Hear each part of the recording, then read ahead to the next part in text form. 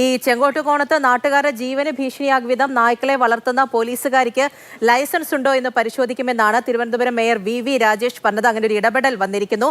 Licence ഇല്ലെങ്കിൽ നായകളെ ABC വിധേയമാക്കി ഷെൽട്ടറിലേക്ക് മാറ്റുന്നതായിരിക്കും. ജനുവരി 30-നുള്ളിൽ തലസ്ഥാനത്ത് നായകൾക്ക് ഷെൽട്ടർ ഒരുക്കുമെന്നും കൂടി മേയർ പറയുന്നുണ്ട്. അല്ല, അവർ ഏതോ ലൈസൻസ് എന്തെങ്കിലും നേടിയിട്ടുണ്ടോ? ഇപ്പോൾ വാർത്ത ഞാൻ വരുന്ന വഴിക്കാണ് കേട്ടത്. ലൈസൻസ് നേടിയിട്ടുണ്ടോ എന്ന് നോക്കേണ്ടതായിട്ടുണ്ട്. തീർച്ചയായിട്ടും അങ്ങനെയൊന്നും ഇല്ല എന്നുണ്ടെങ്കിൽ ആ നായ്ക്കളെ അവിടെ നിന്ന് മാറ്റേണ്ടതായിട്ടുണ്ട്. അപ്പോൾ അതിനെ തിരിച്ച് എന്തായാലും തെരുവിലേക്ക് തുറന്നുവിടാൻ സാധിക്കില്ല. ആ നായ്ക്കളെ അത്രയും അവരിപ്പോൾ സംരക്ഷിച്ച് പോവുകയാണ്. അതിൽ നാട്ടുകാർക്ക് ബുദ്ധിമുട്ടുണ്ട്. പക്ഷേ അതിനെ തെരുവിലേക്ക് ഒറ്റയടിക്ക് തുറന്നു വിട്ട് കഴിഞ്ഞാൽ ഇതൊക്കെ തന്നെ ആക്രമണകാരികളായി മാറും.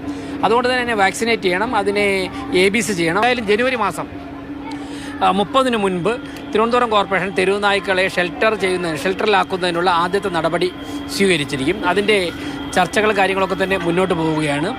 അതോടൊപ്പം തന്നെ ഈ വിഷയം അന്വേഷിച്ചിട്ട് ഇതും പരിഹരിക്കാൻ വേണ്ടിയുള്ള പരിശ്രമം ഞങ്ങൾ നടത്തും.